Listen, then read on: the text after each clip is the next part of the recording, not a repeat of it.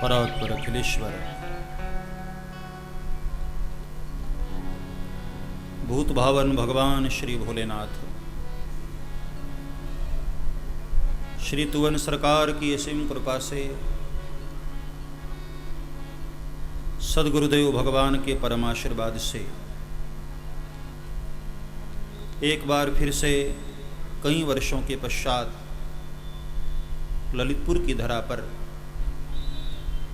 मेरी व्यासपीठ के द्वारा भगवान की दिव्य पावनी कथा का शुभारंभ हुआ है। आज कथा का चतुर्थ दिवस। आज की वेला में पधारे हुए उपस्थित सभी श्रोता भाई बहनों का पुनः एक बार मेरी व्यास बहुत स्वागत और अभिनंदन। सोशल मीडिया के माध्यम से अलग अलग प्लेटफॉर्म से ये कथा सुनी जा रही है। उन सभी श्रोताओं का ललितपुर की धरा से बहुत बहुत अभिनंदन, स्वागत। भगवान शंकर अनादि देव हैं। जगत के कल्याणार्थ सदैव तत्पर रहते हैं बाबा, और जिनकी शरण में जाने मात्र से जीव को समस्त भोगों की प्राप्ति होती है,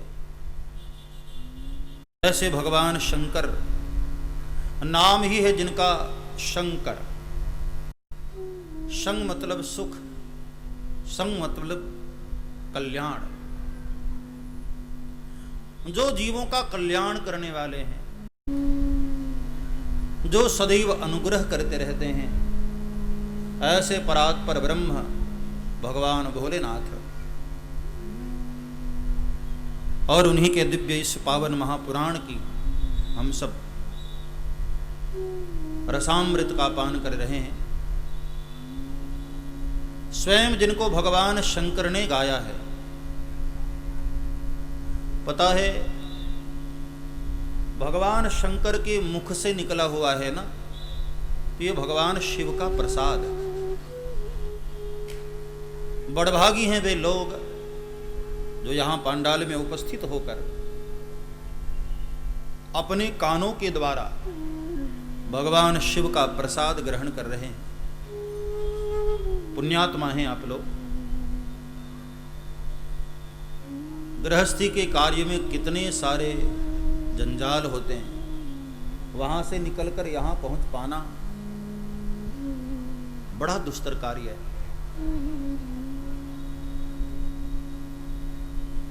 लेकिन फिर भी हम लोग समय निकाल कर यहां पहुंच रहे हैं। और वैसे भी ललितपुर के लोग कथा के बड़े प्रेमी हैं। यदि सुनाने वाला अच्छा हो ना, तो मैंने अनुभव किया है ऐसा, अच्छा वक्ता यदि ललितपुर को मिल जाए तो फिर ललितपुर वासी उसको छोड़ते नहीं हैं, पूरा ही पीने का प्रयास करते हैं। ये आपकी तारीफ नहीं है, हकीकत है ये। पहली बार जब मैं ललितपुर आया, मैं तो उधर हरियाणा पंजाब के तरफ था, राजस्थान के तरफ। 96 से जब कथा शुरुआत की मैंने, मैं उस तरफ था, राजस्थान और फिर उधर पंजाब हरियाणा उस तरफ। गुरुदेव ने पहली बार कहा कि बुंदेलखंड की ओर आना है। मैं पहले बहुत मना करता था कि नहीं गुरुदेव, मैं इधर ही ठीक हूं। लेकिन पहली बार जब, शायद 99 या 2000 की बात है, परम पूज्य गुरुदेव भगवान के सानिध्य में यहां कथा हुई और हजारों लोगों ने कथा का रसपान किया। अक्सर ऐसा होता था कि तब तो 2 समय में कथा चलती थी ना, तो एक सत्र में लोग सुन लेते थे तो दूसरे सत्र में आने में आलस्य आता था। लेकिन पहली बार मैंने ललितपुर में ये देखा कि पहले सत्र से ज्यादा दूसरे सत्र में भीड़ होती थी, और रात्रि के समय तो ऐसा लगता था पूरे ग्राउंड में कहीं कोई जगह नहीं बचती थी। बड़े प्रेम से राम कथा का रसपान किया था उस वक्त। तब मुझे लगा कि वास्तव में ललितपुरवासी कथा के प्रेमी, सुनाने वाला अच्छा मिल जाए तो एक शब्द भी चूकते नहीं। धन्य भाग है आप लोगों का, भगवान ने मनुष्य तन दिया और मनुष्य तन पाकर हम उस मनुष्य तन का बखूबी लाभ भी ले रहे हैं। गोस्वामी तुलसीदास जी ने मानस में यही तो कहा, देह धरे कर यह फल भाई, भजिय राम सब काम बिहाई। देह धरे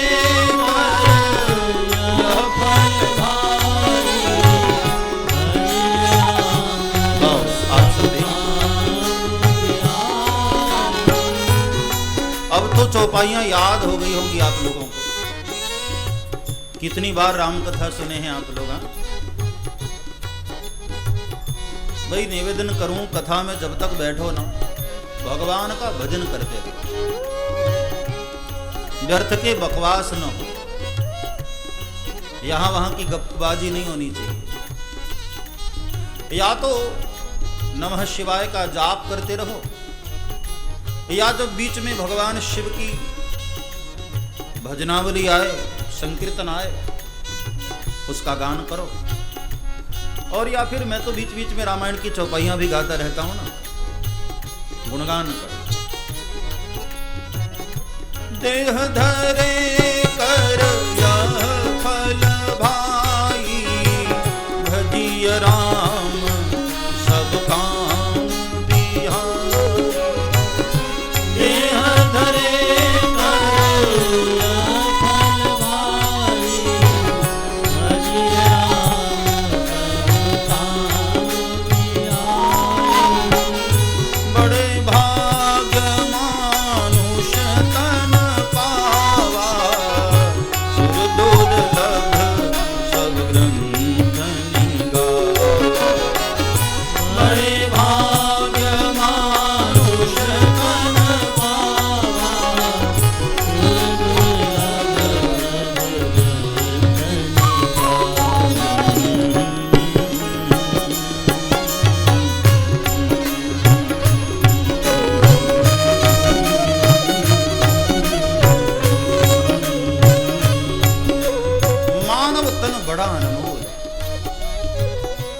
दुर्लभो मानुषो देहो देहि नाम क्षणभंगुरा। मानव तन बड़ा दुर्लभ। देवता भी जिस तन को पाने के लिए तरसते हैं, ये वो है मानव तन। देखो मजे की बात आप सुनो, देवता फल भोग तो सकते हैं, लेकिन नए कर्म करने की वहां कोई व्यवस्था नहीं। लेकिन मानव एक ऐसा सद्भागी प्राणी है जो कर्म का फल तो भोगता ही है, नए कर्म भी करने का अवसर होता है। आप चाहो तो एक चांस है, बहुत अच्छा कर सकते हो। देव तन से सीधे मुक्ति नहीं है। क्षीणे पुण्यम मर्त्यलोकम विशन्ति। मुक्ति का जो मार्ग है वो स्वर्ग से नहीं है। मुक्ति का जो मार्ग है वो यहां से, वसुधा से, यहां से डायरेक्ट हाईवे है मोक्ष का। स्वर्ग आदि लोकों में आप केवल कर्म का फल भोग सकते हैं। इसलिए धरती पर जब तक हो, यहां एक अच्छे मनुष्य बने। और एक अच्छा मानव कौन है? जो भगवान का भजन सर्वोपरि रखता है। सबसे ऊपर भगवान का भजन। सबसे पहले भगवान का भजन, बाकी सब काम बाद में। और हम लोग क्या करते हैं, बाकी सब काम पहले, भगवान का भजन अंत में।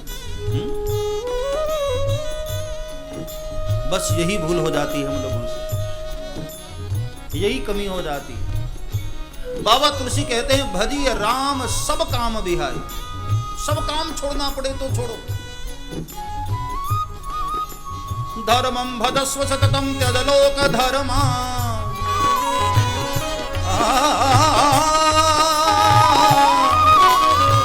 त्यज लोक धर्मा। धर्मं भजस्व सततं त्यज लोक धर्मान्, सेवस्यताद् पुरुषान् जहि काम तृष्णान्। अन्यस्य दोष गुण चिंतन माशु मुक्त्वा, सेवा कथा रस महो नितरा। सर्वधर्मान् परित्यज्य,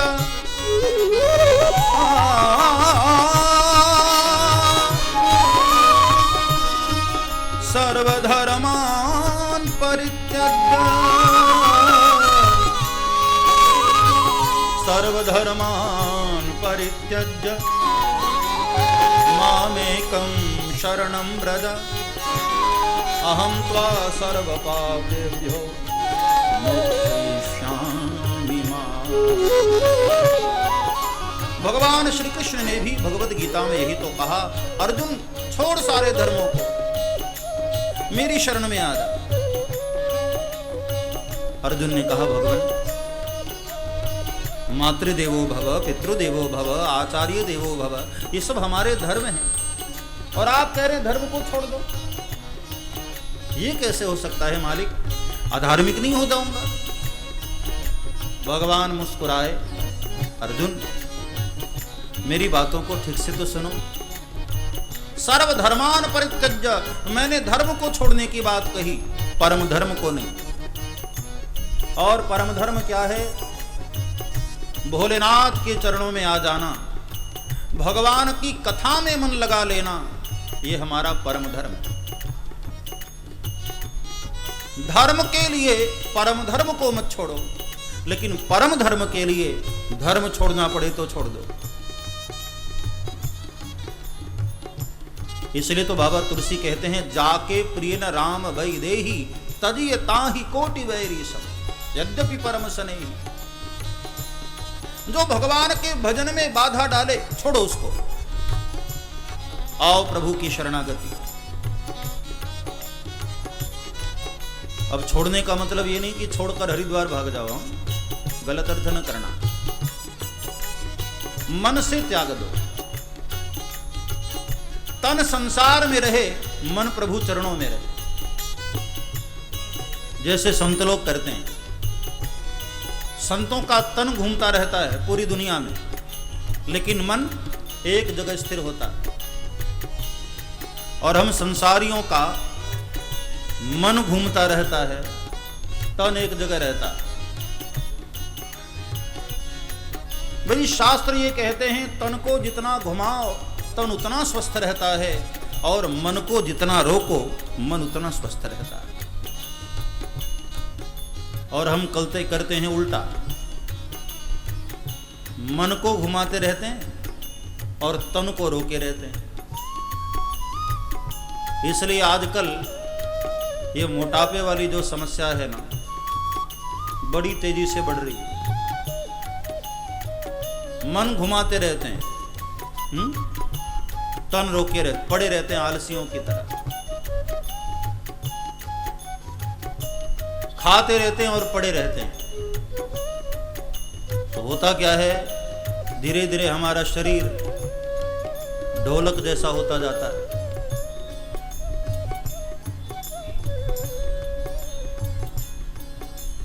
तन को जितना घुमाओ तन उतना स्वस्थ रहता है। मन को रोको। महात्मा लोग भ्रमण करते रहते हैं दुनिया में, लेकिन मन एक जगह, एक परमात्मा के चरणों में चित्त को समर्पित कर दिया और घूमते रहते हैं। जैसे मोटर कार के पहिए को आपने देखा होगा, पहिया घूमता रहता है, लेकिन जिसके आश्रय में वो घूमता है, उसकी धुरी वो एक जगह टिकी रहती, जिस पर वह चक्का नाच रहा है, वह कील वह रुकी हुई है, पहिए घूमते रहते हैं। तन को घुमाते रहो, अपने मन को रोके रहो। किसी भी तरह अपने मन को भगवान के चरणों में लगा लो। तन संसार में रहे, मन प्रभु चरणों में रहे। दुनिया वालों को तुम्हारा मन चाहिए भी नहीं, उन्हें तो तुम्हारे तन से ही लेना देना है। काम करो, मेहनत करो, सेवा करो, दुनिया को यही तो चाहिए। मन लेकर करेंगे भी क्या? मन तो केवल प्रभु को प्रिय है, इसलिए मन को प्रभु में लगाओ। प्रभु को तुम्हारा तन प्रिय नहीं। तन कैसा है भगवान नहीं देखते। तन देख करके भगवान कृपा करने वाले होते तो शबरी पर कृपा कैसे होती? कंस की सेवा में रहने वाली वह कुबरी पर कैसे कृपा करते भगवान? भगवान तन नहीं देखते, भगवान तुम्हारे मन का भाव देखते हैं। तन को रहने दो दुनिया में, मन को जोड़ दो प्रभु से। भजी राम सब काम बिहारी।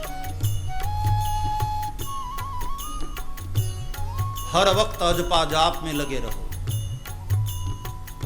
अजपा जाप किसको कहते हैं? ठीक से समझो जरा।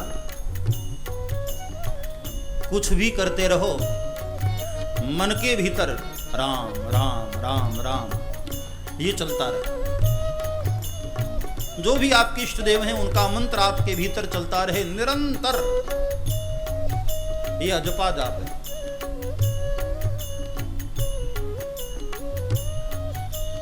ऐसा कहते हैं, मंत्र का जाप करते करते यदि हम सो भी गए और उठते ही सबसे पहले वही मंत्र जाप शुरू कर दिया, तो पूरी रात जब तक आप सोए हैं आपका वह भजन सोने में भी चलता रहता है। पूरी रात भजन करने का फल प्राप्त होता है।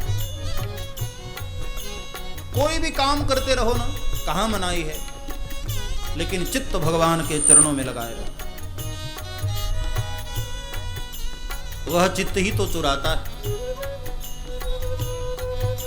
माखन का एक मतलब होता है नवनीत। जो नित्य नव है हमारा मन, उस मन को चुराते हैं प्रभु। इसलिए वह माखन चोर भी है, चित्त चोर भी। जिसको जो पसंद है वही तो चुराता है। भगवान को मन प्रिय, तुम्हारा चित्त प्रिय। देह धरे कर यह फल भाई, भजिय राम सब काम बिहारी। देह धरे कर यह फल भाई, भजिय राम सब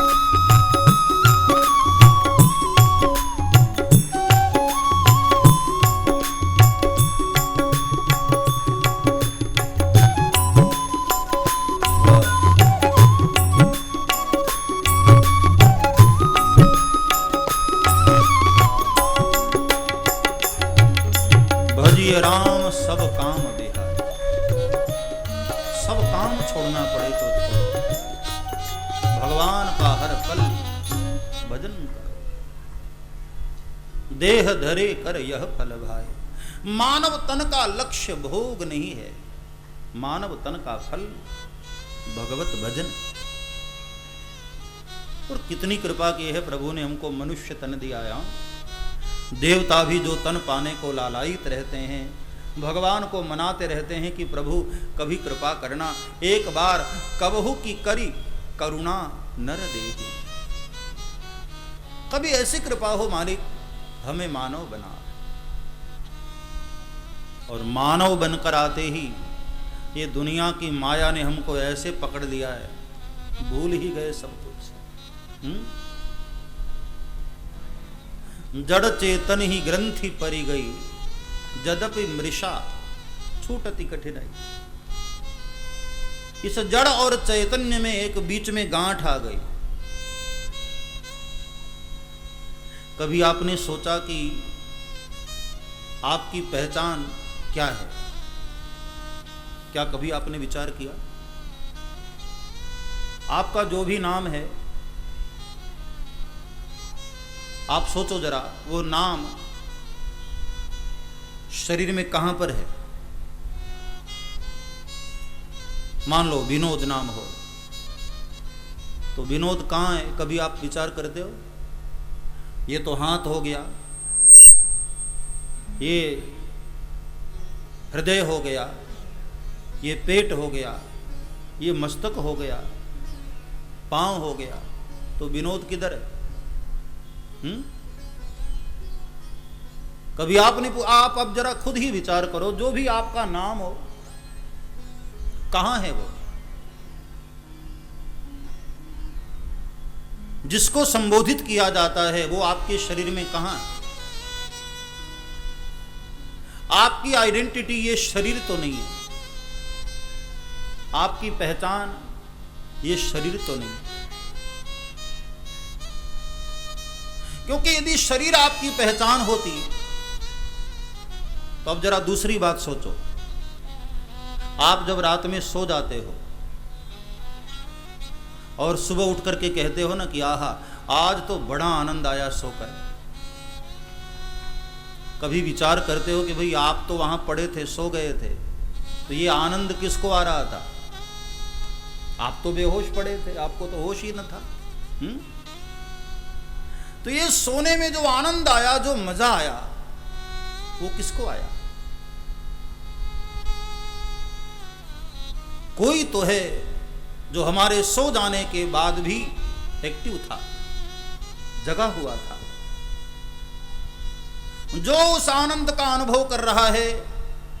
आप वही हो।